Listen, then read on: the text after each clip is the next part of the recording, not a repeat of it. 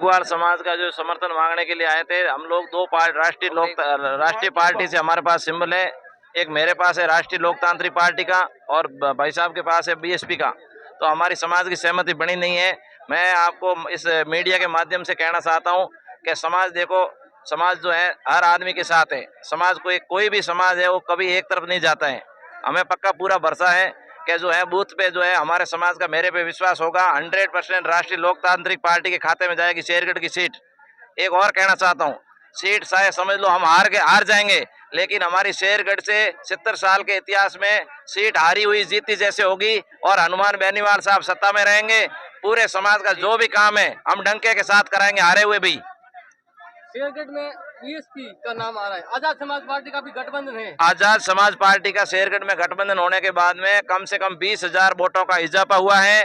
Voter silent है, voting होगी जैसा के लोकतांत्रिक पार्टी के पक्ष में। आजाद समाज पार्टी का कभी नाम नहीं लिया। किसने? जो हमने लिया ना, चंद्रशेखर आजाद भाई की जय।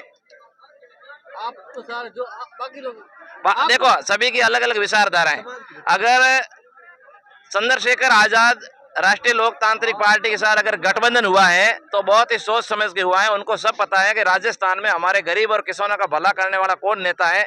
अगर उनको ठीक लगा है तो हनुमान बेनीवाल साहब के साथ गए हैं, अदरवाइज वो कांग्रेस और बीजेपी के साथ कभी चले जाते नहीं गए। उनको सब पता है पूरे भारत के अंदर अगर किसी गरीब और दलित और शोषितों की आवाज उठाने वाला है तो मात्र एक ही नेता है, हनुमान बेनीवाल। इसलिए उनके साथ उनका गठबंधन हुआ है कि मेरे समाज के साथ कुठाराघात नहीं होगा। भीम आर्मी से जुड़े हुए लोग हैं, उनसे आप क्या कहना चाहेंगे? जो भीम आर्मी के जितने भी लोग हैं जो इस संगठन में जुड़े हुए हैं, कड़ी से कड़ी मिला के भाई चंद्रशेखर आजाद को मजबूत करने के लिए, राष्ट्रीय लोकतांत्रिक पार्टी की सीट निकालने के लिए दिन रात एक किए हुए और वो साथ रहेंगे चाहे कुछ भी हो जाए। जो भीम आर्मी को मानता है वो तो वोट देगा। जोर राम जी को तो आपने जो भीम आर्मी का जो संगठन है वो शेरगढ़ में काफी सक्रिय है।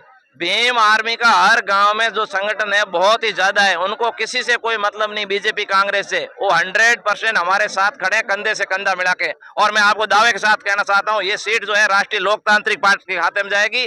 शेरगढ़ की सीट 2023 में बीजेपी कांग्रेस दोनों हारेगी और राष्ट्रीय लोकतांत्रिक खाते में जाएगी।